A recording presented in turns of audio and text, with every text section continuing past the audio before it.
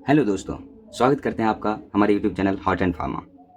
तो दोस्तों आज हम स्टार्ट करने जा रहे हैं बी फार्मेसी 5th सेमेस्टर के एक नए सब्जेक्ट फार्मास्यूटिकल ज्यूरिस्प्रूडेंस को। तो दोस्तों आइए जानते हैं क्या होता है फार्मास्यूटिकल ज्यूरिस्प्रूडेंस, इससे जुड़ी हुई तमाम जानकारियाँ, आखिरकार हमें ये सब्जेक्ट क्यों ज़रूरत पड़ी, इस करिकुलम में ये सब्जेक्ट लागू ही क्यों किया गया, आखिरकार हम इस सब्जेक्ट को क्यों पढ़ रहे हैं। आइए हम विस्तार रूप से जानते हैं इस सब्जेक्ट के बारे में। तो दोस्तों सबसे पहले जानते हैं फार्मास्यूटिकल ज्यूरिस्प्रूडेंस क्या कहलाता है। तो दोस्तों फार्मास्यूटिकल ज्यूरिस्प्रूडेंस दो वर्ड से मिलकर बना, फार्मास्यूटिकल प्लस ज्यूरिस्प्रूडेंस। फार्मास्यूटिकल से आप लोग भली भांति वाकिफ हो गए। फार्मास्यूटिकल्स मतलब क्या होता है। फार्मास्यूटिकल्स मतलब कोई भी ड्रग्स या फिर ड्रग से रिलेटेड कोई भी substance, medications, diagnosis devices etcetera, जो भी चीज़ें, सारे चीज़ें फार्मास्यूटिकल से रिलेटेड होते हैं। और दूसरा वर्ड है ज्यूरिस्प्रूडेंस। तो दोस्तों ज्यूरिस्प्रूडेंस भी दो शब्दों से मिलकर बना, ज्यूरिस और प्रूडेंस, जिसमें ज्यूरिस का मतलब होता है लॉ, मतलब नियम और कानून, और प्रूडेंस का मतलब होता है नॉलेज, मतलब ज्ञान। तो इस दोनों को मिलाने के बाद क्या बनता है, पूरा लॉ ऑफ नॉलेज। तो दोस्तों ज्यूरिस्प्रूडेंस का मतलब होता है study of law of knowledge. और जब फार्मास्यूटिकल ज्यूरिस्प्रूडेंस दोनों को मिला दिया जाए तो बनता है हमारा फार्मास्यूटिकल ज्यूरिस्प्रूडेंस। तो दोस्तों डेफिनेशन से देखते हैं और कुछ और इसके बारे में जानकारी देखते हैं क्या होता है pharmaceutical jurisprudence. The word jurisprudence is derive from the Latin term jurisprudential. यह एक लैटिन टर्म ज्यूरिस्प्रूडेंशियल से डिराइव हुआ है, which means the study of knowledge, study knowledge or science of law. मतलब ज्यूरिस्प्रूडेंस एक ऐसा अध्याय है जिसके बारे में हम, जिसमें साइंस ऑफ लॉ के बारे में पढ़ते हैं। आगे देखते हैं दोस्तों, pharmaceutical jurisprudence means the study of law in the field of pharmacy. मतलब हम फार्मेसी के फील्ड में जितने भी लॉ होते हैं या फिर नियम और कानून जो भी बनाए गए हैं, हम उसके बारे में पढ़ाई करते हैं और उसको विस्तार रूप से, डिटेल रूप से उसके बारे में जानते हैं। आगे देखते हैं दोस्तों क्या कहता है। It is a very important part of pharmaceutical studies. It is a very important part of pharmaceutical study, मतलब ये एक बहुत ही अत्यंत और इंपॉर्टेंट पार्ट है फार्मास्यूटिकल पढ़ाई का, जो कि डील करता है rules and regulatory aspects of field of pharmacy. मतलब फार्मेसी के फील्ड में जो भी रेगुलेटरी एस्पेक्ट्स है, यानी कि जो भी नियम कानून है, तौर तरीके हैं फार्मेसी फील्ड को बेटर बनाने के लिए, अच्छा चलाने के लिए, जितने भी नियम कानून बनाए गए उससे रिलेटेड जितने भी जानकारियां हैं, सारे हमें इस सब्जेक्ट में पढ़ने की जरूरत है। तो दोस्तों सबसे पहली बात आती है कि हमें इस सब्जेक्ट की आखिरकार जरूरत ही क्यों पड़ी, आखिरकार हम क्यों पढ़ रहे हैं इस सब्जेक्ट को, क्यों बनाया गया इस सब्जेक्ट को, इसमें हम क्या क्या जानकारी लेंगे, क्या क्या सीखेंगे। तो देखते हैं आखिरकार जरूरत क्यों पड़ी नियम कानून की। दोस्तों जैसे कि हम लोग एक सोसाइटी में रहते हैं, तो हम लोग यहाँ पे एक नियम कानून के अंतर्गत रह रहे हैं। यहाँ पे कोई दिक्कत नहीं है, हम किसी के साथ छेड़खानी नहीं कर सकते हैं, ज़बरदस्ती नहीं कर सकते हैं, किसी से छीन छोड़ नहीं कर सकते हैं, किसी को धमकी नहीं दे सकते, किसी को मार नहीं सकते हैं। तो ये एक लिविंग लाइफ जीने का एक तरीका है। तो दोस्तों इससे पहले भी हमारी कम्युनिटी में भी, हमारी सोसाइटी में भी क्या होता था कि जो बड़े लोग हैं, जो बड़ी बड़ी गाड़ियों में रहते हैं, वो छोटे लोगों की वैल्यू नहीं करते थे, मारपीट करते थे, छीन छोड़ करते थे, इधर उधर चले जाया करते थे, भाग जाते थे। तो जो बड़े लोग थे वो हमेशा बड़े रहते थे और छोटे की कोई कदर नहीं होती थी, उनसे लोग ज़बरदस्ती काम करवा लेते थे। तो इन सबको ठीक करने के लिए क्या एक नियम कानून बनाई गई, पुलिस सिस्टम आई, गवर्नमेंट्स आए हैं और जज वगैरह हैं। तो ये सब क्या है, एक सिस्टम बनाया गया जिसके अंतर्गत सब चीज़ें कंट्रोल में रहती हैं। तो इसी तरह फार्मेसी के फील्ड को भी कंट्रोल करने के लिए एक सिस्टम बनाया गया, ठीक है, नियम कानून बनाया। क्योंकि इससे पहले क्या होता था कि पहले के ज़माने में दोस्तों कैसे ट्रीटमेंट होता था। पहले के ज़माने में तो ऋषि मुनि या फिर वैद्य जी वगैरह होते थे, जो गांव में एक दो हुआ करते थे, सभी गांव में हुआ भी नहीं करते थे। लेकिन जब पॉपुलेशन बढ़ी तो बीमार की संख्या भी बढ़ गई। जब पॉपुलेशन बढ़ी तो बीमारी की संख्या भी बढ़ गई, लोग बीमार ज़्यादा पड़ने लगे। उस समय पे क्या हुआ कि शॉर्टेज ऑफ मेडिकल प्रोफेशनल, यानी कि जो भी ऋषि मुनि या वैद्य वगैरह थे, इनकी शॉर्टेज होने लगी। मतलब एक गांव में बहुत ज़्यादा बीमार हो रहे हैं, बट एक गांव में एक वैद्य वगैरह भी नहीं होते थे। तो इस सब चीज़ों से क्या मतलब कि बहुत ज़्यादा दिक्कतें होने लगी। तो उस समय पे क्या हुआ कि बहुत सारे ऐसे प्रोफेशनल्स या फिर ऐसे लोग आए इस फील्ड में, जो कि इस फील्ड को अच्छे से नहीं जानते थे। मतलब वो किसी को देखा देखी सीख लिया प्रैक्टिस करना या फिर इलाज करना। मतलब वो उन्होंने देखा किसी को ये दवा देते हुए या फिर इस तरीके से किसी बीमारी को ठीक करते हुए, तो वो भी उस बीमारी को उसी तरीके से ठीक करने लगे। एक बार ठीक हो गया तो उसी प्रोसेस पे चलने लग गए। बट दोस्तों ऐसा नहीं होता था कि हर बार वो ऐसा सही हो जाए, ठीक है। बहुत बार ऐसा होता था कि वो दवा तो सही दिया बट आगे जाके गलत साबित हो गया, इंसान की डेथ हो गई। बट किसी को पता नहीं कि उसे ये चीज़ नहीं है, जानकारी नहीं है, उन्होंने गलत इलाज किया। बट ये सब बहुत सारे मिथ थे कि डॉक्टर्स जब भी इलाज करते तो बेटर ही करते, अच्छा ही करते। बट ऐसा हर वक्त नहीं होता था। तो बहुत सारे ऐसे केसेस आने लगे जहाँ पे डेथ्स वगैरह होने लगे, बहुत सारा अच्छे से प्रॉपर ट्रीटमेंट नहीं हो रहा था। तो उस समय पे क्या हुआ कि एक नियम कानून बनाया गया कि जिसमें बनाया गया कि फार्मेसी के जो भी फील्ड है, जो भी एस्पेक्ट्स है, जो भी नियम कानून है बनेगा, उसके अंतर्गत ही सब कुछ अच्छे से होगा। ट्रीटमेंट कौन कर सकता है, कौन इसका इंपोर्ट कर सकता है, मैन्युफैक्चर कर सकता है, कौन दवा बना सकता है, कौन बेच सकता है, कौन डिस्ट्रीब्यूट कर सकता है, ये सब कुछ के लिए एक नियम कानून बनाया गया कि एक प्रोफेशनल और वेल ट्रेंड लोग ही इसके पीछे आके इसके लिए काम कर सकते हैं। कोई भी जो अनप्रोफेशनल लोग हैं वो इन सब चीज़ों को नहीं करेंगे। तो यहाँ से शुरुआत हुआ था दोस्तों हमारा फार्मास्यूटिकल जूरिस्प्रूडेंस का। तो आइए डेफिनेशन से देखते हैं कि फार्मास्यूटिकल जूरिस्प्रूडेंस क्या कहलाता है। Pharmaceutical jurisprudence is the study of the rules and regulation of the pharmacy. Pharmaceutical jurisprudence क्या है? यह एक रूल्स एंड रेगुलेशन का स्टडी है जो कि फार्मेसी के फील्ड में pharmacy practice and also related to the drugs and the pharmaceuticals, जो भी ड्रग्स एंड फार्मास्यूटिकल से रिलेटेड है, इसको हैंडल करने के लिए बाय केयर एक रूल्स एंड रेगुलेशन का सेट बनाया गया जिसे हम फार्मास्यूटिकल जूरिस्प्रूडेंस कहते हैं। आगे देखते हैं दोस्तों, it is a sub division of a forensic pharmacy. Forensic pharmacy क्या होता है दोस्तों? फॉरेंसिक फार्मेसी क्या होता है? A branch of a pharmacy deals with the drugs and pharmaceuticals, professionals and pharmacy, जो जितने भी एक्ट्स होते हैं, रूल्स होते हैं, स्टेटस होते हैं, शेड्यूल्स, सेक्शंस, ये सब जो भी चीज़ें हैं ये सब फॉरेंसिक फार्मेसी के अंदर आता है और ज्यूरिस्प्रूडेंस भी इसी का एक पार्ट है, सब डिवीजन है। आगे देखते हैं दोस्तों, the pharmaceutical legislation is such a mixed legislation, मतलब ये ऐसा मिक्स्ड लेजिस्लेशन है which covers both social and economic aspects of the society, मतलब जो काम करता है सोसाइटी के सोशली और इकोनॉमिक दोनों एस्पेक्ट्स पे काम करता है, मतलब सोसाइटी को सोशली और इकोनॉमिकली दोनों तरीके से हेल्प करने की कोशिश करता है।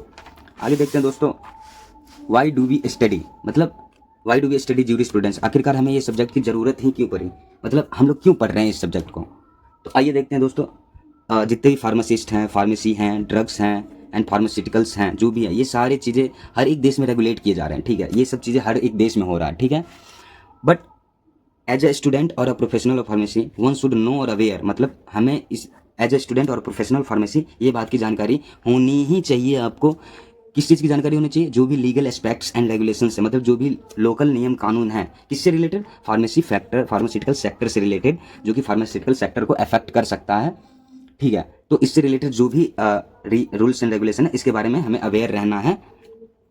Therefore, pharmacists, specifically practicing pharmacists, must be aware of the regulations that apply to their professional activity, मतलब जो भी फार्मासिस्ट हैं और जो फार्मासिस्ट के लिए प्रैक्टिस कर रहे हैं उनको अवेयर रहना है जो भी रूल्स एंड रेगुलेशन है, किस लिए? जो भी प्रोफेशनल एक्टिविटीज़ होते हैं, मतलब इलाज करने का जो भी तरीका होता है उसके लिए जो भी नियम कानून है उसके लिए बिल्कुल भी अवेयर रहना है और सतर्क रहना है। आगे देखते हैं दोस्तों, pharmaceutical jurisprudence course has been an integral part of the pharmacy education, मतलब फार्मास्यूटिकल फील्ड का ज्यूरिस्प्रूडेंस एक इंटीग्रल पार्ट है फार्मेसी एजुकेशन का, मतलब इसके बिना लगभग फार्मेसी फील्ड आधा अधूरा सा ही है और बिल्कुल भी काम का नहीं है फार्मेसी। तो इसको बेटर बनाने के लिए हम फार्मास्यूटिकल ज्यूरिस्प्रूडेंस का स्टडी करते हैं। किसको बेटर बनाने के लिए? पूरे के पूरे फार्मेसी की फील्ड को बेटर बनाने के लिए। आगे देखते हैं दोस्तों कि पर्पज ऑफ स्टडी, आखिरकार हमें ज़रूरत क्यों पड़ी इस सब्जेक्ट की। तो मेन पर्पज ऑफ स्टडी क्या था कि इसका pharmaceutical legislation is to ensure, मतलब इसका इंश्योर करना कि पेशेंट जो भी है, ठीक है, वो जो भी ड्रग रिसीव कर रहे हैं उसका क्वालिटी बेस्ड हो, टेस्ट किया हुआ हो, इवेल्युएटेड हो, कि क्या क्या मामले में, सेफ्टी के मामले में और एफिकेसी के मामले में, ठीक है। मतलब इस सब्जेक्ट का मूल रूप से ये काम था कि जो भी पेशेंट अगर कोई दवा ले रहा है, ठीक है, तो उसका क्वालिटी जो भी है वो बेस्ट क्वालिटी का हो, टेस्टेड हो और पूरा जांचा परखा हो, उसका सेफ्टी और इफिकेसी, ठीक है। It means that pharmaceutical legislation is associated with the health of the society, मतलब इससे ये साबित होता है कि फार्मास्यूटिकल लेजिस्लेशन जो भी है सोसाइटी के हेल्थ के लिए जागरूक है। तो दोस्तों आई होप कि आपको थोड़ा बहुत समझ में आ गया होगा कि इंट्रोडक्शन से कि फार्मास्यूटिकल जूरिस्प्रूडेंस क्या होता है, हम इसके बारे में, ये सब्जेक्ट को क्यों पढ़ते हैं, इस सब्जेक्ट को इस करिकुलम में लागू ही क्यों किया गया था, फिर क्या ज़रूरत पड़ी थी इस सब्जेक्ट की, तो डेफिनेशंस, थोड़ा सा इंट्रोडक्शन, हम क्यों पढ़े और उसकी ज़रूरत क्या क्यों पड़ी, ये सब आई थिंक आपको समझ में आ गई होगी। अगर कोई भी चीज़ नहीं समझ में आई होगी तो आप डायरेक्ट कमेंट कर सकते हैं या फिर डायरेक्ट डीएम कर सकते हैं, मैं आपकी कोई भी छोटी छोटी डाउट को क्लियर करने की कोशिश करूँगा। तो दोस्तों आगे बढ़ते हैं और देखते हैं कि सिलेबस के अकॉर्डिंग, पीसीआई के सिलेबस के अकॉर्डिंग कि हमें इस सिलेबस में यूनिट फर्स्ट में क्या क्या पढ़ना है, ठीक है। तो आइए दोस्तों देखते हैं सिलेबस के अकॉर्डिंग हमें फर्स्ट सिलेबस में क्या क्या पढ़ना है। दोस्तों पहले मैं बता दूं कि इस फार्मास्यूटिकल जूरिस्प्रूडेंस, अभी जैसे मैंने बताया कि बहुत सारे नियम और कानून बनाए गए थे, इसके बारे में हमें डिटेल में पढ़ाई करना है। तो मैं बता दूं कि इस सिलेबस के अंदर हमें बहुत सारे एक्ट्स के बारे में पढ़ने होंगे जिसके अंदर बहुत सारे नियम कानून बनाए गए थे। तो फर्स्ट यूनिट में और पहला एक्ट है drugs and cosmetic act of 1940 and it's rule 1945। तो एक ड्रग्स एंड कॉस्मेटिक एक्ट 1940 में बनाया गया था और उसके रूल 1945 में। तो इस एक्ट के बारे में डिटेल में हमें इस टॉपिक में पढ़ना है, इस यूनिट में पढ़ना है, ठीक है। इससे रिलेटेड हमें इसके बारे में ऑब्जेक्टिव्स के बारे में पढ़ना है, इस एक्ट के ऑब्जेक्टिव के बारे में, कुछ इंपॉर्टेंट डेफिनेशंस है, डेफिनेशंस के बारे में पढ़ना है। उसके बाद legal definitions of schedule to the act and rules, मतलब इसके बारे में पढ़ना है दोस्तों। Schedules to the rules and schedule to the acts, ये सब बहुत सारे इंपॉर्टेंट रूल्स एंड रेगुलेशन है फार्मेसी फील्ड के, जिसके अंतर्गत हम चार चीज़ों को मेन रूप से ध्यान रखते हैं, जो कि ये प्रोविजंस ऑफ एक्ट है, ठीक है। इसके अंदर हम इंपोर्ट को, मैन्युफैक्चर को, डिस्ट्रीब्यूशन का और sales of drugs and cosmetics का ध्यान रखते हैं। तो मूल रूप से ये 4 चीज़ों को ही ध्यान में रखना है। इसके लिए जो नियम कानून बनाए गए थे वही इस ड्रग्स एंड कॉस्मेटिक एक्ट 1940 के अंदर पढ़ना है हमें, ठीक है दोस्तों। और इसमें जो 4 है, इंपोर्ट, मैन्युफैक्चर, डिस्ट्रीब्यूशन और सेल्स, इसमें से इंपोर्ट और मैन्युफैक्चर इसको यूनिट 1 में डील करना है, और डिस्ट्रीब्यूशन और सेल जो है इसको हम लोग यूनिट 2 में डिटेल में डील करेंगे, ठीक है। तो यूनिट फर्स्ट में इंपोर्ट ऑफ ड्रग्स पढ़ना है और मैन्युफैक्चरिंग ऑफ ड्रग्स पढ़ना है। इंपोर्ट ऑफ ड्रग्स के अंदर क्या क्या पढ़ना है दोस्तों? Classes of drugs and cosmetic prohibited from import, मतलब कुछ क्लास ऑफ ड्रग है जो इंपोर्ट के लिए प्रोहिबिटेड है। तो ऐसे कौन कौन से क्लास ऑफ ड्रग है जिसको हम इंपोर्ट नहीं कर सकते हैं, उसके बारे में पढ़ाई करना है। और दूसरा है कि इंपोर्ट अंडर लाइसेंस, मतलब कौन से ऐसे ड्रग्स है जिसको हम लाइसेंस के द्वारा इंपोर्ट कर सकते हैं, उससे रिलेटेड ऑफेंसेस एंड पेनल्टीज़ के बारे में पढ़ाई करना है। फिर आगे देखते हैं दोस्तों, इसमें मैन्युफैक्चरिंग ऑफ ड्रग्स के बारे में पढ़ना है, जिसमें prohibition of manufacture and sales of certain drug, मतलब दोस्तों मैन्युफैक्चर ऑफ ड्रग्स, इसमें prohibition of manufacture and sales of certain drugs के बारे में पढ़ना, मतलब कुछ ड्रग्स ऐसे हैं जिसका मैन्युफैक्चरिंग करना और सेल करना यानी कि बेचना मना कर दिया गया है। कुछ ऐसे ड्रग्स हैं मतलब conditions of grant of licence, मतलब कुछ ऐसे कंडीशंस के बारे में पढ़ना है जिसके थ्रू हम लाइसेंस परमिट करवा सकते हैं, मतलब लाइसेंस इशू करवा सकते हैं। Condition for licence of manufacture of drug, मतलब हमें कोई ड्रग मैन्युफैक्चर करना है, ठीक है, तो इसके लिए लाइसेंस कैसे इशू करवाएंगे इसके बारे में पढ़ना है। Manufacture of drugs for the test, मतलब कुछ ऐसे ड्रग्स को मैन्युफैक्चर करना है जो हमारे टेस्ट के लिए काम आता हो, एग्जामिनेशन एनालिसिस के लिए काम आ रहा हो। और मैन्युफैक्चरिंग ऑफ न्यू ड्रग्स, अगर हमें कोई न्यू ड्रग की मैन्युफैक्चरिंग करनी है तो कैसे करेंगे, लोन लाइसेंस कैसे इशू करवाएंगे और रीपैकिंग लाइसेंस कैसे इशू करवाएंगे। तो दोस्तों ये रहा हमारा ओवरऑल यूनिट 1 का सिलेबस, जो हमें पूरा डिटेल में और आराम से एक एक चीज़ को बहुत आराम से पढ़ेंगे और समझेंगे दोस्तों लगता सबको है ये सब्जेक्ट बहुत डिफिकल्ट है, हार्ड है, बट ऐसा नहीं है दोस्तों। ये सब्जेक्ट बिल्कुल भी टफ नहीं है, आप लोग बिल्कुल भी टेंशन मत लीजिएगा, बिल्कुल भी टफ नहीं है। हाँ, इसमें एक चीज़ है जो थोड़ा ऑकवर्ड और थोड़ी प्रॉब्लम दे सकती है कि इसमें कुछ ऐसे वर्ड्स आपको मिलेंगे जो ज़िंदगी में आपने पहली बार देख रहा होगा, या फिर थोड़े डिफिकल्ट वर्ड्स, टर्मिनोलॉजी मिल सकते हैं जिसका रिप्लेसमेंट नहीं है। मतलब क्या, अब देखो जो भी नियम कानून बने हैं उसमें तो हम गप्पे नहीं मार सकते ना। जो नियम कानून जिस चीज़ के लिए बने हैं वही नियम कानून एज इट इज़ रहेगा, ठीक है ना। तो अगर हमें कोई नियम कानून के बारे में या फिर कुछ चीज़ के बारे में लिखनी है, ठीक है, तो हमें वही चीज़ लिखनी पड़ेगी। तो आपको एक चीज़ प्रॉब्लम हो सकती है कि कुछ ऐसे टर्मिनोलॉजी या डिफिकल्ट वर्ड्स आएंगे जो आपको प्रॉब्लम दे सकती है, बट ऐसा नहीं है दोस्तों। ये सब्जेक्ट बिल्कुल भी टफ नहीं है, आप हमारे साथ बने रहिए। हम एक एक चीज़ को बहुत डिटेल में और बहुत आराम से और शांति तरीके से समझेंगे और एग्जाम में भी अच्छे से लिख के आएंगे, ठीक है दोस्तों। तो चलिए आगे बढ़ते हैं और देखते हैं ड्रग्स एंड कॉस्मेटिक एक्ट्स के इंट्रोडक्शन और उसके ऑब्जेक्टिव्स और डेफिनेशंस के बारे में। आज के वीडियो में इतना ही तक देखेंगे और नेक्स्ट वीडियो में legal definitions of schedule to the act and rules के बारे में डील करेंगे। तो दोस्तों चलिए आगे बढ़ते हैं और देखते हैं drugs and cosmetic acts of 1940 and it's rule 1945। तो दोस्तों ऐसा क्यों लिखा गया है, drug and cosmetic act of 1940 and it's rule 1945, दोनों अलग अलग क्यों लिखा गया?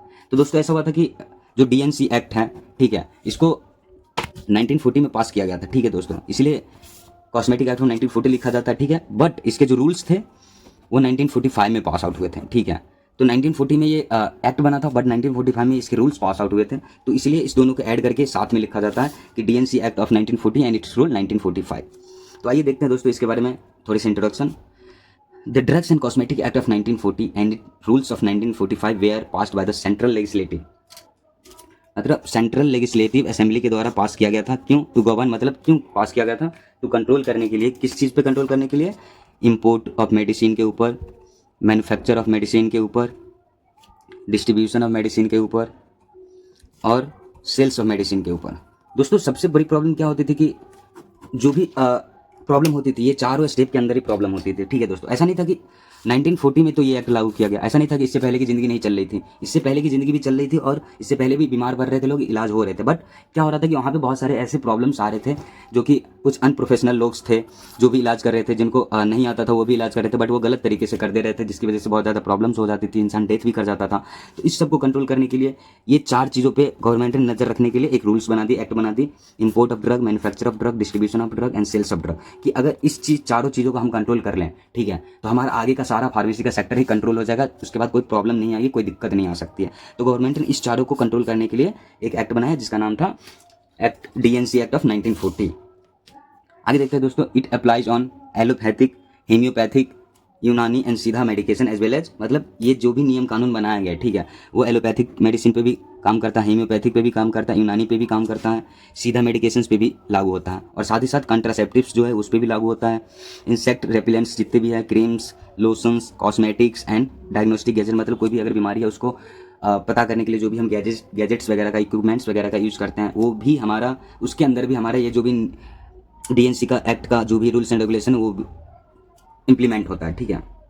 आगे देखते हैं दोस्तों, अंडर दिस एक्ट, इस एक्ट के अंदर the regulation of the manufacture, मतलब जो भी नियम कानून थे मैन्युफैक्चर से रिलेटेड, सेल से रिलेटेड एंड डिस्ट्रीब्यूशन से रिलेटेड, ठीक है।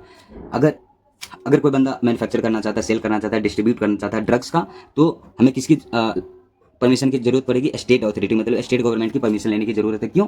जब हमें किसी तरह का सेल करना हो, डिस्ट्रीब्यूट करना हो, मैन्युफैक्चर करना हो, तो इसके लिए हमें स्टेट गवर्नमेंट की परमिशन की ज़रूरत पड़ेगी। और जब हमें सेंट्रल गवर्नमेंट की परमिशन की कब जरूरत पड़ेगी? जब हमें approval of new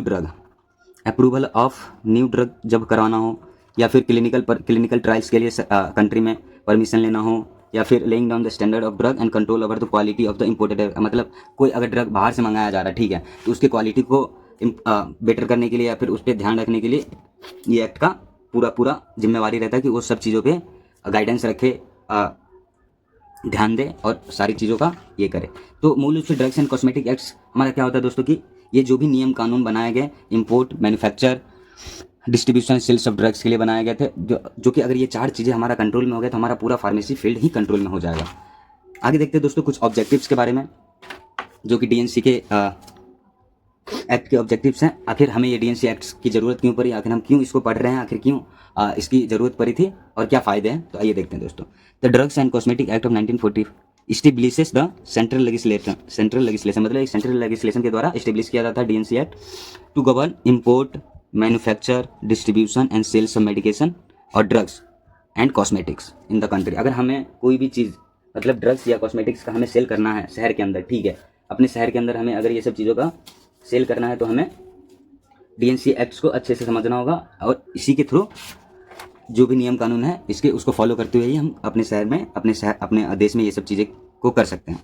the primary goal of this act is to ensure that the pharmaceutical provided to the public are, मतलब इस एक्ट का मेन गोल ही था कि इस चीज़ को इंश्योर करना कि जो भी फार्मास्यूटिकल्स पब्लिक यूज़ के लिए अवेलेबल है वो सेफ हो, इफेक्टिव हो, और ऑल्सो ड्रग्स नहीं, कॉस्मेटिक भी जो प्रमोट किया जा रहा है वो सेफ और इफेक्टिव और सेफ टू यूज हो ह्यूमंस के लिए, ठीक है। The DNC act governs the manufacturer and import of drug into India. The DNC act इस चीज़ पे भी क्या चीज़ पे ध्यान देती है? मैन्युफैक्चरर और import of drugs in India. अगर कोई इंडिया के अंदर मैन्युफैक्चर करना चाहता है या फिर कोई भी तरह का ड्रग्स इंपोर्ट करना चाहता है तो डीएनसी इस पर पूरी तरह से ध्यान देता है। इंश्योरिंग दैट नो सब स्टैंडर्ड और काउंटरफिट, जैसे कि स्पूरियस सब्सटेंस शहर में आ सके और उसमें मैन्युफैक्चर किया जा सके। मतलब डीएनसी, मान लो कि अगर कोई बंदा है जो बाहर से किसी दूसरे देश से मेडिसिन मंगा रहा है, ठीक है, इंडिया में इंपोर्ट कर रहा है, अब वो अगर सब स्टैंडर्ड क्वालिटी का दवा ले आया तो इंडिया में सब स्टैंडर्ड क्वालिटी का दवा मिलेगा ना, तो इंडिया के पब्लिक को सब स्टैंडर्ड या फिर मिस ब्रांडेड, या फिर अगर वो अच्छी क्वालिटी का नहीं मंगाया तो अच्छी क्वालिटी का दवा तो नहीं मिलेगा। तो अगर इंपोर्ट ही अच्छी क्वालिटी का नहीं हुआ तो फाइनल प्रोडक्ट तो अच्छी क्वालिटी का नहीं होगा ना दोस्तों। तो इसलिए इंपोर्ट पे हम ध्यान देते हैं कि अगर इंपोर्ट अच्छी क्वालिटी होगा तो हमारा रिजल्ट या प्रोडक्ट भी अच्छी क्वालिटी का ही मिलेगा। मूल रूप से जैसे कि हम बात करते थे import, manufacture, distribution and sales, ये चार मुख्य रूप से ये चार चीज़ों पे ये एक्ट ध्यान देते हैं। इंपोर्ट जैसे कि मान लो अगर कोई चीज़ हम मंगा रहे हैं, कोई रॉ मटेरियल या फिर ड्रग्स जो हम दूसरे देश से इंपोर्ट कर रहे हैं अपने देश में, तो हम स्टैंडर्ड क्वालिटी का मंगाएंगे, स्टैंडर्ड क्वालिटी का ही मंगाएंगे ना, सब स्टैंडर्ड क्वालिटी का तो नहीं मंगाएंगे। स्पूरियस मंगाएंगे नहीं, स्पूरियस क्वालिटी का भी नहीं मंगाएंगे, एडल्ट्रेटेड भी नहीं मंगाएंगे। हाँ, थेराप्यूटिक मंगाएंगे, वेल थेराप्यूटिक हो ये मंगा सकते हैं। लेस साइड इफेक्ट हो ऐसी दवा मांगेंगे। मतलब जो दवा हमारे अच्छे के लिए हो, जो दवा अच्छा हो, जो मेडिसिन अच्छा हो, हम उसी चीज़ को इंपोर्ट करना चाहेंगे ना। हम बुरी चीज़ों को इंपोर्ट क्यों करें? अगर बुरी चीज़ों को इंपोर्ट करेंगे तो हमारे उसके लिए बुरा ही होगा ना। तो इस इंपोर्ट पे ध्यान दे देंगे। अगर मैन्युफैक्चर करना चाहते हैं तो मैन्युफैक्चरिंग के लिए एक प्रीमाइसेस होना चाहिए, वेल अच्छा प्रीमाइसेस होना चाहिए, वेल क्वालिफाइड स्टाफ होना चाहिए, इक्विपमेंट्स जितने भी है जो भी ज़रूरत के है वो सारे होने चाहिए, एक वेल स्टोरेज होना चाहिए, स्टोरेज कंडीशन होना चाहिए। तो ये सब चीज़ें ज़रूरत होती है। तो अगर हम इंपोर्ट को, मैन्युफैक्चर को, डिस्ट्रीब्यूशन, यानी कि जैसे कोई डिस्ट्रीब्यूट कर रहा है मेडिसिन, मान लो कि कोई ड्रग ऐसा है जो 5 डिग्री सेल्सियस पे जाना है, ठीक है, अगर उसको डिस्ट्रीब्यूट करने में 5 डिग्री से ज़्यादा हो गया या फिर कम हो गया तो वो अगर मेडिसिन ख़राब हो गया तो फिर तो प्रॉब्लम है ना, उसकी क्वालिटी ख़राब हो गई, वो अनहेल्दी हो गया। तो ये सब चीज़ें मेंटेन करना था। या फिर जैसे सेल्स सेक्टर है, तो कोई भी किसी को भी सेल्स नहीं कर सकता है ना यार। अगर कोई सेल करना चाहता है तो उसके पास डिप्लोमा या फिर बी फार्म का डिग्री होना चाहिए, तभी वो मेडिसिन का सेल कर सकता है, कंपाउंडिंग कर सकता है, अन्यथा नहीं कर सकता है। पहले के ज़माने में क्या होता है कि अभी भी ऐसा होता है दोस्तों कि लाइसेंस, किसी ने लाइसेंस अपने नाम पे ले लिया, डिग्री ले लिया, बट वो खुद ही नहीं कर रहा जॉब, या फिर वो दुकान नहीं चला रहा, वो अपना लाइसेंस किसी अनदर पर्सन को दे दिया और वो बिना एक्सपीरियंस का वो मेडिसिन, सिर्फ पैसे की वजह से मेडिसिन शॉप चला रहा है। जो कुछ भी गलती हो सकता है दोस्तों, तो उसकी वजह से बहुत सारी जान भी चली जाती है। बट ये सब चीज़ें पहले के मुकाबले इतना नहीं रहा, बट अभी भी दोस्तों ऐसा है कि बहुत सारे जगहों पे लोग लाइसेंस ले लेते हैं दूसरे का और उस पर मेडिकल स्टोर खोल के चला रहे होते हैं। आगे देखते हैं दोस्तों, this regulates the sales and distribution of drugs and cosmetics ensuring that the qualified and train individuals to handle component distribution. मतलब क्या है कि सॉरी, यह है कि यह रेगुलेट करता है कि जो भी सेल्स और डिस्ट्रीब्यूट करेगा ड्रग्स का और कॉस्मेटिक का, ठीक है, वो एक क्वालिफाइड और ट्रेंड इंडिविजुअल्स होना चाहिए, ठीक है, तभी वो उसका हैंडल कर सकता है, कंपाउंडिंग कर सकता है और डिस्ट्रीब्यूट कर सकता है, अन्यथा नहीं कर सकता है। ठीक है दोस्तों, आगे देखते हैं, this act also establish 2 boards, DTAB drug technical advisory board, जो कि एक आयुर्वेदिक, यूनानी और सिद्धा मेडिसिन के लिए बनाया गया था, और जिसका मूल रूप से काम क्या होता था कि सेंट्रल गवर्नमेंट और स्टेट गवर्नमेंट को जानकारी भेजते रहना टाइम टू टाइम, किसके ऊपर, जब ये एक्ट लागू किया गया था। ठीक है दोस्तों, तो जब ये एक्ट लागू किया गया था उसके बाद जो भी प्रॉब्लम्स आए, जो भी प्रॉब्लम्स राइज हो रहे थे, टेक्निकल इश्यूज राइज हो रहे थे, इसके ऊपर जो भी डिस्कशन था, ये सब आपस में डिस्कस करके स्टेट गवर्नमेंट सेंट्रल गवर्नमेंट से डील करना कि इसके लिए आगे क्या प्रोसीजर या फिर क्या प्रोसेस रखा जाए। आगे देखते हैं दोस्तों, it also establishes 2 drugs consultative committee, DCC, one for allopathic drug and other for ASU system. ठीक है, इसमें भी सेम है, और इसका भी मूल रूप से क्या होता था कि गवर्नमेंट, स्टेट गवर्नमेंट और sorry state to advise the various government, यानी कि स्टेट गवर्नमेंट सेंट्रल गवर्नमेंट को एडवाइस करना जो भी टेक्निकल इशू हो रहे थे ये एक्ट को लागू करने के बाद, तो उसके ऊपर बात करना। तो दोस्तों ये रही ऑब्जेक्टिव हमारे DNC एक्ट्स के। तो ये रहा थोड़ा सा इन्फॉर्मेशन इंट्रोडक्शन, ये ऑब्जेक्टिव है दोस्तों, इतना करने की जरूरत नहीं है। इसमें से आप 3-4 ऑब्जेक्टिव अच्छे से याद कर सकते हो, जो आप अच्छे से एग्जाम में लिख सकते हो। मैंने कुछ ज़्यादा ही लिख दिया है, इतने की ज़रूरत नहीं है दोस्तों। मैंने सफिशिएंट लिख दिया कि अगर आप इतना भी कर लो तो ये काफ़ी अच्छा ही रहेगा, बट इतने करने की ज़रूरत नहीं है। आप अगर क्वेश्चन एग्जाम में आता है तो DNC एक्ट्स के बारे में थोड़ा सा इंट्रोडक्शन लिखना, आप 3-4 ऑब्जेक्टिव लिख देना काफ़ी है, और फिर आगे जो भी क्वेश्चन होगा उसके बेसिस पे आगे देखना है। तो आगे दोस्तों देखते हैं कुछ इंपॉर्टेंट डेफिनेशंस के बारे में। ठीक है दोस्तों, जो कि बहुत ज़रूरी है। एक बार अगर ये सब डेफिनेशंस को आप लोग पढ़ लिए ना दोस्तों, मतलब ये ऐसे डेफिनेशंस है जो कि आपको ये बुक में पूरे सिलेबस में बार बार रिपीट होंगे और बार बार देखने को मिलेगा। तो बेटर ये होगा कि आप एक बार ये सारे डेफिनेशंस को अच्छे से समझ लोगे ना, तो फिर आपको पूरे सिलेबस में कभी दिक्कत नहीं होगी इस चीज़ों को समझने में, इस वर्ड्स को समझने में, ऐसे वर्ड्स को समझने में, ये टर्मिनोलॉजी को समझने में। तो बेटर तरीके से आप कोई भी चीज़ को समझ सकते हैं। तो दोस्तों आइए देखते हैं पहला डेफिनेशन जो है ड्रग्स। तो दोस्तों हम लोग सब ड्रग्स के बारे में बहुत अच्छे तरीके से जानते हैं, बहुत 5th सेमेस्टर में आ गया तो ड्रग्स को तो मुख्य रूप से जान ही गए होंगे कि ड्रग्स क्या कहलाता है, ड्रग्स क्या होता है। ठीक है, तो आइए as a definition pharmaceutical jurisprudence के लैंग्वेज में देखते हैं ड्रग्स क्या कहलाता है। तो देखिए दोस्तों, ऑल मेडिकेशंस, मतलब जो भी मेडिसिन हैं, वेदर फॉर इंटरनल और एक्सटर्नल यूज, मतलब या कि वो बाहरी यूज के लिए हो, शरीर से बाहर यूज कर सकते हैं या फिर शरीर के अंदर से यूज कर सकते हैं। ठीक है, intended for use in humans और एनिमल्स, मतलब ह्यूमंस और एनिमल्स में यूज किया जा सकता है। और इसके साथ साथ अगर कोई मटेरियल्स है जो डायग्नोसिस पर्पस के लिए, मतलब किसी बीमारी को डायग्नोस करने के लिए, ट्रीटमेंट करने के लिए, मिटिगेशन मतलब क्या होता है कि दोस्तों किसी बीमारी को कम करना, ठीक है, और प्रिवेंशन मतलब होता है कि उसको रोकना या फिर बचाव करना, ऑफ एनी इलनेस और disorder in humans and animals, मतलब कोई भी ऐसा मेडिसिन जो या तो आप बाहर से यूज कर सकते हैं, शरीर के बाहर से, या फिर शरीर के अंदर से यूज कर सकते हैं। ठीक है दोस्तों, और ऐसा कोई मटेरियल जो डायग्नोसिस के, ट्रीटमेंट, मिटिगेशन और प्रिवेंशन के काम आ सके किसी बीमारी और बीमारी से बचने के लिए ह्यूमंस और एनिमल्स में, इंक्लूडिंग क्या करता है दोस्तों कि प्रिपरेशंस अप्लाइड टॉपिकल, मतलब कोई भी प्रिपरेशंस अगर हम टॉपिकली अप्लाई करते हैं, ठीक है, किसी चीज़ को ठीक करने के लिए, या फिर ward of insects like mosquito, मतलब अगर मॉस्किटो से बचने के लिए भी हम मॉस्किटो रेपिलेंट्स वगैरह लगाते हैं अपने हाथों पे, तो इस टाइप के जो मेडिकेशंस होते हैं वो सब ड्रग्स के अंदर आते हैं। तो दोस्तों देखिए, यही थोड़ी सी ऐसे डिफिकल्ट वर्ड्स इसके अंदर है ना, जो आपको लगता होगा कि ये सब्जेक्ट बहुत डिफिकल्ट है। दोस्तों ये डिफिकल्ट नहीं है, यही डेफिनेशन को आप 2-3 बार अच्छे से आराम से पढ़ोगे ना, तो आपको भी बहुत अच्छे तरीके से ये डेफिनेशन याद हो जाएंगे। एक्चुअली होता क्या कि जो भी पॉसिबल टर्मिनोलॉजी है, ये टर्म्स हैं, ठीक है, उससे रिलेटेड इस सब्जेक्ट के अंदर वो सारी चीज़ें वो डाल देता है, इसलिए देखने में थोड़ा डिफिकल्ट लगता होगा, बट ये डेफिनेशन आप 2-3 बार पढ़ोगे तो आपको भी याद हो जाएगा। तो ड्रग्स को और भी तरीके से डिफाइन किया जा सकता है। आगे देखते हैं दोस्तों दूसरे तरीके से ड्रग्स को कैसे डिफाइन कर सकते हैं। मतलब this substance except from food, मतलब खाने के फूड के अलावा कोई भी सब्सटेंस जो है, they are mean to destroy insect and rodent, मतलब इंसेक्ट और रोडेंट्स को डिस्ट्रॉय करने की एबिलिटी है उसमें, जो कि क्या करता है कि स्प्रेड करता है डिजीज को ह्यूमंस और एनिमल्स के अंदर। इंसेक्ट और रोडेंट्स की वजह से डिजीज आते हैं ह्यूमंस के अंदर, तो उसको खत्म करने की क्षमता रखता हो। और also mean to alter the structure, मतलब और function of the human body, मतलब कोई भी बॉडी में अंदर जाने के बाद किसी भी चीज़ का स्ट्रक्चर चेंज कर दे या फिर फंक्शन चेंज कर दे। जैसे कि मान लो हमें यहाँ पे फूला हुआ है, तो इसके लिए मैंने दबा लिया तो ये पच गया, तो स्ट्रक्चर तो चेंज हुआ ना, तो इसी तरह कोई किसी भी ऐसी चीज़ में जिसमें पावर है स्ट्रक्चर बदल देने की या फिर बॉडी के फंक्शंस को चेंज कर देने की, वो सारी चीज़ें हमारे ड्रग्स के अंदर आते हैं। आगे देखते हैं दोस्तों, any materials meant to be used as a part or a of a drug such as empty gelatin capsule. मतलब मान लो एक कैप्सूल आप लोगों ने सब देखा होगा दोस्तों, ऐसा कैप्सूल होता है, ठीक है। तो एक आधा ऐसा होता है, दूसरा आधा ऐसा होता है। तो ये जो जिलेटिन का बना होता है ना, इम्प्टी, इसके अंदर भरा होता है ड्रग्स। तो ये जो जिम्प्टी इम्प्टी होता है, ये जिलेटिन का बना होता है दोस्तों। ये भी एक ड्रग्स का पार्ट कहलाता है, ये ड्रग्स ही कहलाता है, ठीक है। आगे देखते हैं दोस्तों, devices of this type mean for internal और एक्सटर्नल यूज। मतलब कोई भी ऐसे डिवाइस है जो बॉडी के अंदर से या फिर बाहर से यूज हो सकते हैं, जिसका मुख्य रूप से कारण क्या होता है, आइडेंटिफिकेशन, मैनेजमेंट और एलिवेशन और अवॉइडेंस ऑफ इलनेस। मतलब कोई भी तरीके का डिजीज या बीमारी है उसको आइडेंटिफाई करना, मैनेज करना, अवॉइड करना ह्यूमंस और एनिमल्स के अंदर। तो ये सब चीज़ें जो जितने भी डायग्नोसिस डिवाइसेस, ये भी ड्रग्स के अंदर ही आते हैं। तो दोस्तों ये 3-4 डेफिनेशन है ड्रग्स के बारे में।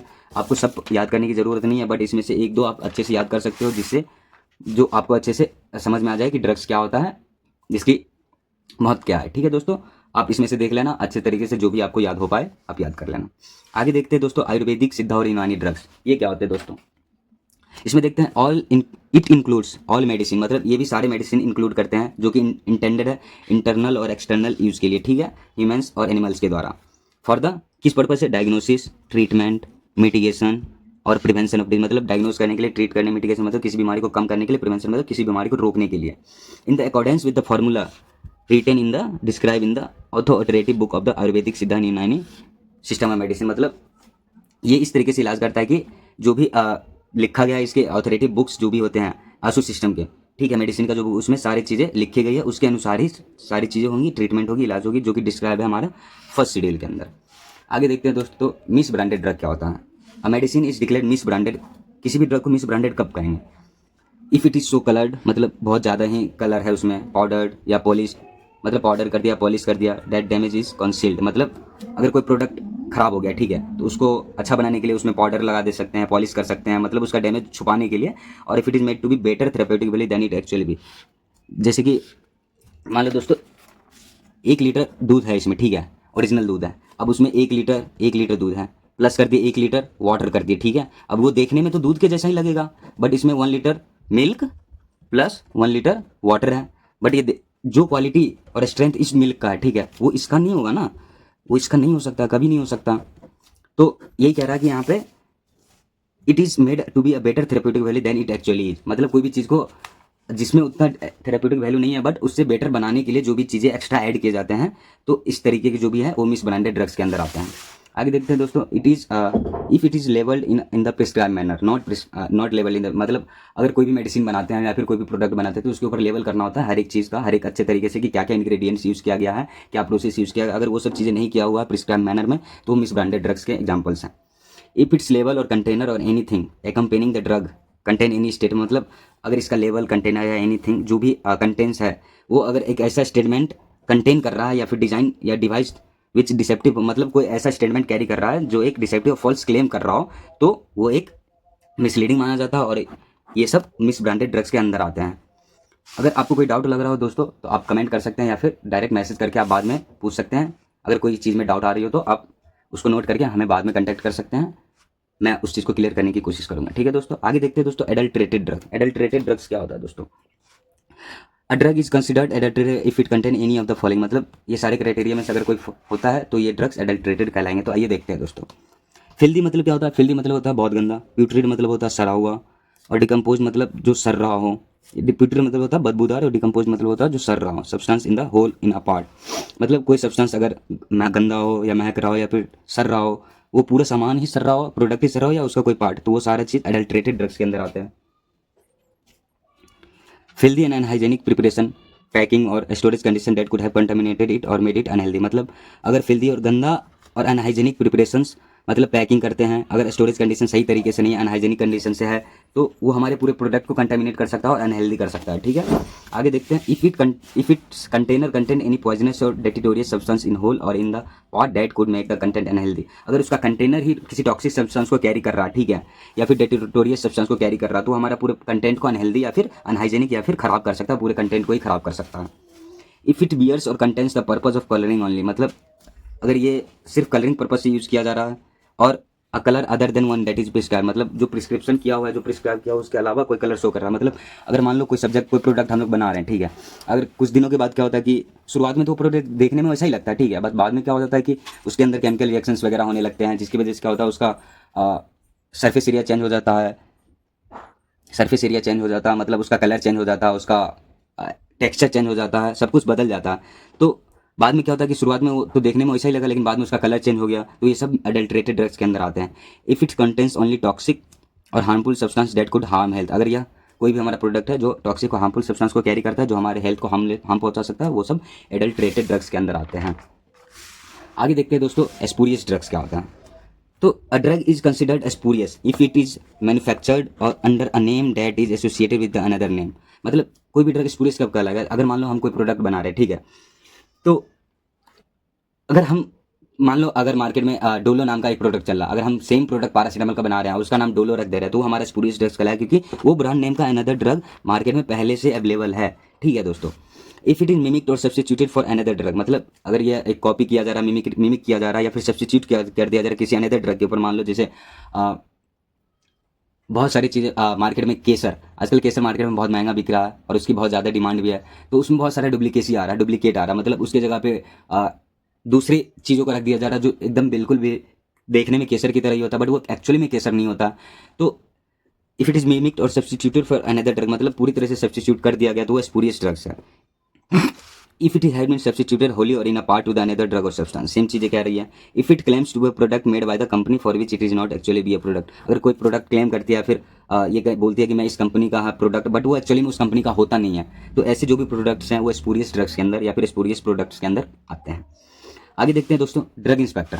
तो ड्रग इंस्पेक्टर क्या होता है दोस्तों, ये फार्मेसी के फील्ड के इंस्पेक्टर होते हैं ड्रग इंस्पेक्टर, इनके अंदर ही सब कुछ होता है। तो आइए डेफिनेशन से देखते क्या होता है। Drug inspector who is task with, मतलब इनको एक टास्क दिया जाता है टू ओवर सीइंग द, मतलब जो भी एक ड्रग इंस्पेक्टर होता है उनका काम क्या होता है, क्वालिटी को चेक करना, सेफ्टी को चेक करना, क्वालिटी को चेक करना, सेफ्टी को चेक करना, इफेक्टिवनेस को चेक करना, यूजफुलनेस को चेक करना, ये सब चीज़ों को चेक करना ड्रग इंस्पेक्टर का काम होता है। From the point of manufacture, मतलब जिस पॉइंट से बन रहा है, मैन्युफैक्चरिंग स्टार्ट हो रही है उस पॉइंट से लेके to the point of sale of retail, मतलब कोई भी प्रोडक्ट बन रहा है उस टाइम से लेके उसका सेल होने तक जो भी प्रोसेस है, क्राइटेरिया, उस सबको कंट्रोल करना, गवर्न करना, ओवरसी करना किसका काम होता है, ड्रग इंस्पेक्टर का काम होता है, जो कि स्टेट गवर्नमेंट और सेंट्रल गवर्नमेंट, फेडरल गवर्नमेंट दोनों के द्वारा अपॉइंट किया जाता है अलग अलग तरीके से। ठीक है दोस्तों, ड्रग इंस्पेक्टर का काम क्या होता है कि मान लो आप कोई मैन्युफैक्चरिंग करना चाहते हो, ठीक है, तो आपका मैन्युफैक्चरिंग हब है, वहाँ पे ड्रग इंस्पेक्टर आ सकता है, पूरे प्रीमाइसेस की जांच परख कर सकता है,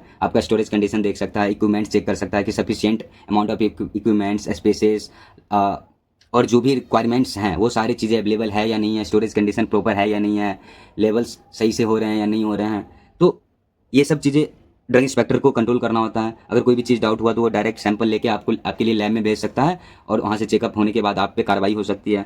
मान लो अगर आप एक फार्मेसी का शॉप चला रहे हो तो ड्रग इंस्पेक्टर वहाँ भी आ सकता है और चेक कर सकता है आपके पूरे फार्मेसी स्टोर को कि आप किस टाइप की मेडिसिन बेच रहे हैं, किस तरीके से बेच रहे हैं, इलीगल तरीके से तो नहीं बेच रहे हैं, या फिर इलीगल वो मेडिसिन तो नहीं बेच रहे हैं, या फिर कोई ऐसे मेडिसिन जिस पे लेवल्स नहीं है, या फिर ऐसे ब्रांड्स के मेडिसिन है जिसका कोई प्रूफ नहीं है, या फिर कोई थेराप्यूटिक एफिकेसी नहीं है, फिर भी आप अगर इलीगल तरीके से बेच रहे हो, तो ये सब चीज़ें ड्रग इंस्पेक्टर के कंट्रोल में होता है कि वो आपके शॉप को अच्छे से चेक कर सकता है। अगर शक हुआ तो आपके शॉप को लॉक भी कर सकता है और पेनल्टीज और फाइन्स भी लगा सकता है। आगे देखते हैं दोस्तों कॉस्मेटिक्स क्या होता है। कॉस्मेटिक्स जिसको हम लोग सब बचपन से जानते हैं, हम लोग सब लोग यूज़ करते हैं, बट एज अ डेफिनेशन उसको देखते हैं कि कॉस्मेटिक्स होता क्या। Anything that can be applied to the humans, मतलब कोई भी ऐसा चीज़ जो ह्यूमंस के ऊपर अप्लाई किया जाता है, बॉडी और इन एनी पोर्सन, मतलब पूरे बॉडी में या फिर किसी एक पोर्सन में अप्लाई किए जाते हैं, और in it in any way, मतलब किसी भी तरीके से, मतलब जैसे कि टू बी रब करके, पॉर करके, स्प्रिंकल करके, स्प्रे करके, और मतलब कोई भी ऐसा चीज़ जिसको हम ह्यूमन बॉडी पे किसी भी पोर्शन में या फिर पूरे बॉडी में अप्लाई करते हैं। ठीक है, और पर्पस क्या होता है अप्लाई करने का, इन ऑर्डर टू क्लीन, मतलब हमें अपने आप को क्लीन करने के लिए, ब्यूटीफाई करने के लिए, इन्हांस अट्रैक्टिवनेस और चेंज द अपीयरेंस, मतलब कोई भी चीज़ जिसको हम अपने बॉडी पे अप्लाई करते हैं, पर्पस क्या है, to clean, to beautify, to enhance attractiveness, to change the appearance, और किस वे में अप्लाई करते हैं, टू बी रब्ड, पॉड और स्प्रिंकल्ड, स्प्रेड। ठीक है, ये सब वे में अप्लाई करते हैं तो हमारा ये चीज़ कॉस्मेटिक कहलाता है। ठीक है दोस्तों, अगर यही चीज़ थोड़ी डिफिकल्ट होती है और फार्मास्यूटिकल जूरिस्प्रूडेंस को थोड़ा डिफिकल्ट बनाती है कि जो भी पॉसिबल टर्म्स है वो सारे इस डेफिनेशंस के अंदर हैं, तो ये थोड़ा डिफिकल्ट लग रहा होगा याद करने में, बट दोस्तों ये डिफिकल्ट बिल्कुल भी नहीं है। आप 2-3 बार अच्छे से पढ़ोगे तो याद हो जाएगा। जैसे कि एक बार मैं फिर से पढ़ता हूँ, एनीथिंग दैट कैन बी, मतलब कोई भी ऐसा चीज़ है जो अप्लाई करते हैं ह्यूमन बॉडी और ह्यूमन बॉडी के किसी भी पोर्शन में, क्यों करते हैं apply? To clean, to beautify, to enhance attractiveness, to change the appearance, मतलब ये सब चीज़ को बदलने के लिए हम यूज़ करते हैं। और किस वे में यूज़ करते हैं, किस तरीके से यूज़ करते हैं? To be rubbed, to be poured, to be sprinkled, to be spread, तो ये सब तरीके से हम अप्लाई कर सकते हैं। तो ये चीज़ हमारा कॉस्मेटिक कहलाता है दोस्तों। आगे देखते हैं दोस्तों मिस ब्रांडेड कॉस्मेटिक्स क्या होता है। तो मिस ब्रांडेड ड्रग्स पढ़े थे, तो उसी से रिलेटेड मिस ब्रांडेड कॉस्मेटिक्स भी है दोस्तों। A cosmetic shall be deemed to be misbranded if it contains a colour which is not prescribed, मतलब यह है एक ऐसा कलर कैरी कर रहा जो इसके प्रिस्क्रिप्शन में नहीं है या फिर प्रिस्क्राइब नहीं किया हुआ। ठीक है, तो ये मिस ब्रांडेड कॉस्मेटिक्स के अंदर आते हैं। आगे देखते हैं दोस्तों, if it is not labelled according to the guidelines, अगर कोई भी प्रोडक्ट हम बनाएं बट उसके लेवल्स उतने अच्छे तरीके से नहीं दिए हुए जिसे गाइडलाइंस में देना चाहिए था, तो वो भी मिस ब्रांडेड कॉस्मेटिक्स के अंदर आते हैं। आगे देखते हैं दोस्तों, when it has a statement on the लेवल, container or other packaging that is inaccurate, मतलब अगर कोई भी ऐसे स्टेटमेंट उसके कंटेनर या फिर लेवल पे दिया गया जो इनएक्यूरेट और डिसेप्टिव या फिर मिसलीडिंग कर रहा हो या फिर गलत स्टेटमेंट दे रहा हो, तो भी मिस ब्रांडेड ही कहलाएगा। आई होप कि ये सब चीज़ें आपको डेफिनेशन समझ में आ रहा होगा दोस्तों। अगर किसी भी में आपको कोई भी तरह का डाउट हो तो आप डायरेक्ट हमें कमेंट कर सकते हैं या फिर डीएम कर सकते हैं किसी भी टॉपिक से रिलेटेड। मैं आपके डाउट को क्लियर करने की बिल्कुल पूरी कोशिश करूंगा। आगे देखते हैं दोस्तों, आगे बढ़ते हैं और देखते हैं स्पूरियस कॉस्मेटिक्स क्या होता है। स्पूरियस ड्रग से रिलेटेड स्पूरियस कॉस्मेटिक्स भी होता है दोस्तों। आइए देखते हैं। In order for a cosmetic to be considered spurious it must meet one of the following criteria, इसमें से कोई भी एक क्राइटेरिया अगर मीट कर रहा तो हमारा जो भी कॉस्मेटिक होगा वो स्पूरियस कॉस्मेटिक्स कहलाएगा। इफ इट इज इंपोर्टेड और manufactured under a name which belongs to another cosmetic, जैसे कि मान लो मार्केट में एक बिस्लेरी नाम का पानी का ब्रांड बहुत दिन से चल रहा है और सबसे पुराना बिस्लेरी में वही है, बट उसके बाद उससे रिलेटेड कितने सारे ब्रांड मार्केट में आ गए, ब्रिस्लेरी, बिस्लारी, इस तरीके से आपने मार्केट में देखा होगा बहुत सारे मार्केट में अवेलेबल है। तो इस तरीके से जो भी मतलब सेम तो नहीं बना सकते, अगर सेम कर रहे तो वो स्पूरियस कॉस्मेटिक्स में ही आ जाएंगे। मतलब डेफिनेशन में क्या करा, इफ इट इज इंपोर्टेड और मैन्युफैक्चर, अगर कोई भी चीज़ इंपोर्ट कर रहे हैं मैन्युफैक्चर कर रहे हैं, क्यों कहाँ, under a name which belongs to another cosmetic, मतलब वो नाम से पहले से अवेलेबल है तो उससे हम नहीं कर सकते। अगर करते हो तो स्पूरियस कॉस्मेटिक्स के अंदर आएगा। इफ इट इज मिमिक्ड और substituted for a resembles another cosmetic in a way that is likely to deceive, मतलब जैसे कि स्पूरियस ड्रग्स में बताते हैं अगर वो कॉपी करता है या फिर पूरी तरीके से सब्स्टिट्यूट कर दिया जा रहा, हमें चाहिए वो और उसके बदले वैसा दिखने वाला अगर कोई चीज़ मिल जाए तो मतलब जरूरी नहीं कि वो चीज़ें परफेक्ट हो, बट उसका काम तो चल जाता, बट वो एक अच्छा नहीं है, स्पूरियस ही कहलाता है। आगे देखते हैं दोस्तों, if it bears the name of the another cosmetic on its लेवल एंड कंटेनर, मतलब अगर वो प्रोडक्ट के कंटेनर पे अगर किसी और कॉस्मेटिक्स का नाम या फिर दूसरे ब्रांड का नाम लिखा हो तो वो स्पूरियस कॉस्मेटिक्स ही कहलाते हैं। आगे देखते हैं दोस्तों, ड्रग स्टोर क्या होता है। ड्रग स्टोर क्या होता है, अ लाइसेंस्ड प्रीमाइसेस और location for the sale of pharmaceutical, मतलब एक लाइसेंस प्रीमाइसेस या लोकेशन जो भी है जो कि फार्मास्यूटिकल्स प्रोडक्ट्स के सेल के लिए होता है। A retail shop that sells both, मतलब एक रिटेल शॉप होता है जो कि both prescription and OTC drugs दोनों सेल करते हैं। ठीक है, without the need for the assistance of the qualified professional, मतलब ये एक ऐसा जगह है, ऐसा शॉप है जहाँ पे प्रिस्क्रिप्शन और ओटीसी मेडिकेशंस दोनों ही सेल किए जाते हैं, बट कोई भी क्वालिफाइड प्रोफेशनल्स नहीं होते यहाँ पे, जो भी होते हैं वो लोकल या फिर अनएक्सपीरियंस लोग होते हैं, वो अगर सेल करते हैं वो ड्रग स्टोर कहलाता है। ठीक है, और आगे देखते हैं दोस्तों फार्मेसी। तो ड्रग स्टोर और फार्मेसी में क्या डिफरेंस है, ड्रग स्टोर फार्मेसी में एक ही डिफरेंस है दोस्तों कि जैसे ड्रग स्टोर में सब कुछ सेम चीज़ें हो रही है, बट यहाँ पे अनप्रोफेशनल लोग की जरूरत है, प्रोफेशनल लोग की जरूरत नहीं होती है। बट इसमें क्या होता है कि सर्टिफाइड इंडिविजुअल यानी कि सब कुछ सेम ही होता है। Licence premises where medications are sold here sales requires the assistance of a certified individual, यानी कि क्वालिफाइड प्रोफेशनल्स की जरूरत होती है फार्मेसी में। And the medications are not compounded against prescription, मतलब किसी भी हालत में मेडिकेशंस प्रिस्क्राइब नहीं किया सकता या फिर कंपाउंडिंग नहीं किया जा सकता, मतलब नहीं दिया जा सकता है, नहीं बेचा जा सकता है विदाउट प्रिस्क्रिप्शन के। तो ड्रग स्टोर फार्मेसी में ऐसा डिफरेंस है कि दोनों जगह मेडिसिन मिल सकता है, बट एक जगह ऐसी है जहाँ पे प्रोफेशनल्स नहीं होते हैं और दूसरी जगह ऐसी है जहाँ पे वेल क्वालिफाइड प्रोफेशनल्स होते हैं। आगे देखते हैं दोस्तों क्वालिफाइड पर्सन्स क्या होते हैं। क्वालिफाइड पर्सन्स की आगे हमें जरूरत क्यों पड़ती है, तो फार्मेसी के फील्ड से रिलेटेड जो भी आगे जो जितने भी एक्ट्स वगैरह थे, आगे गवर्नमेंट एनालिस्ट वगैरह बनते हैं, तो इन सब में क्वालिफाइड पर्सन्स की जरूरी पड़ती है। तो क्वालिफाइड पर्सन्स कौन कहलाते हैं, कैसे कहलाते हैं, जरा देखते हैं।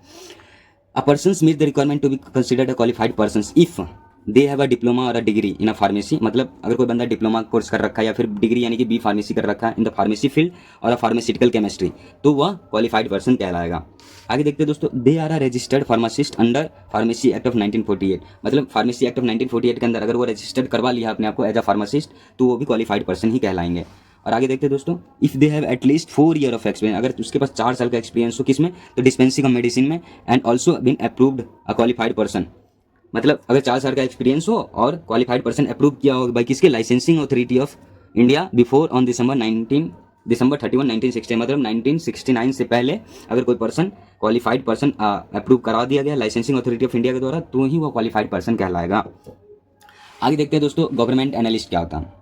Government analyst is appointed by a central as well as state government, मतलब गवर्नमेंट एनालिस्ट एक ऐसा अधिकारी होता है जो सेंट्रल गवर्नमेंट दोनों के द्वारा अपॉइंट किया जा सकता है। Is responsible for the analysing, मतलब इसका मेन रिस्पॉन्सिबल क्यों होता है, एनालाइज करना, टेस्ट करना, causing to be tested drugs samples, मतलब सेंड टू हिम, मतलब जो भी ड्रग इंस्पेक्टर होते हैं या फिर अदर इंडिविजुअल्स जो भी है अथॉरिटीज वगैरह है जो भी सेंट्रल गवर्नमेंट और स्टेट गवर्नमेंट के द्वारा अपॉइंट किए गए हैं, ठीक है, तो इनके द्वारा जो भी सैंपल्स वगैरह भेजे जाते हैं, ठीक है, उनको एनालाइज करना, टेस्ट करना, ये सब काम किसका होता है, गवर्नमेंट एनालिस्ट का काम होता है, जो कि लैब में बैठ के टेस्टिंग्स वगैरह करते रहते हैं। आगे देखते हैं एडिशनली इसके साथ साथ क्या करते हैं, इनका मेन काम होता है कि जो भी रिपोर्ट्स होता है, ठीक है, फाइंडिंग्स और रिसर्च के रिलेटेड, ठीक है, तो उसका मेन काम क्या होता है कि गवर्नमेंट्स के साथ बैठ के डिस्कस करना, गवर्नमेंट को बार बार मौके पे बताते रहना कि इस चीज़ों में ये चीज़ें चल रहा है, ऐसा ऐसा चल रहा, उनसे डील करते रहना, गवर्नमेंट को बताते रहना, ठीक है, ताकि वो न्यू चीज़ों के बारे में ये कर सके और न्यू चीज़ों को लॉन्च कर सके।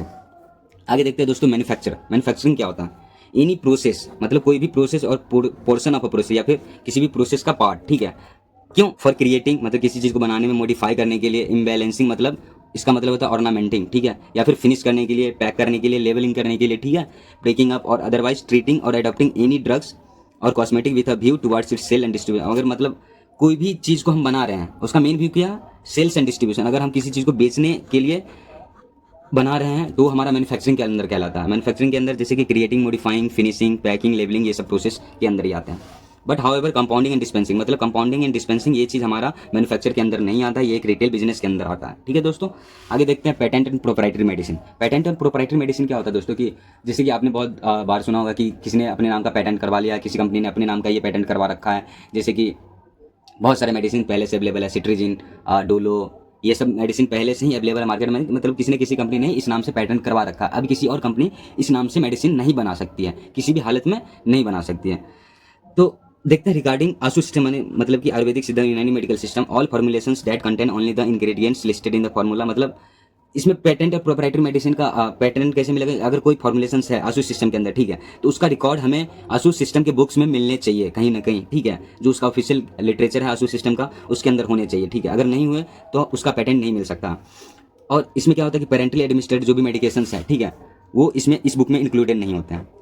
आगे देखते हैं दोस्तों दूसरा क्या कहता है इसमें, कि जो भी इंटरनल और एक्सटर्नल पर्पज़ के लिए मेडिसिन बनाए गए, ठीक है, एलोपैथिक मेडिसिन के अंदर बात हो रही है, तो उसमें अगर हमें पेटेंट करवाना है तो उसका चर्चा या फिर कोई भी डॉक्यूमेंट्स किसी भी इंडियन फार्माकोपिया या फिर किसी भी तरह के फार्माकोपिया और एनी ऑफिशियल लिटरेचर में नहीं होना चाहिए, तभी हम उसका पेटेंट करवा सकते हैं। अगर वो चीज़ अवेलेबल, अगर कोई पेटेंट करवा लिए तो वो उसके बाद किसी भी ऑफिशियल इंडियन है तो इंडियन फार्माकोपिया के अंदर लिस्टेड हो जाती है। अगर जब तक पेटेंट नहीं हुआ तब तक किसी भी तरह का इसमें डॉक्यूमेंट्री नहीं लिखा होता है।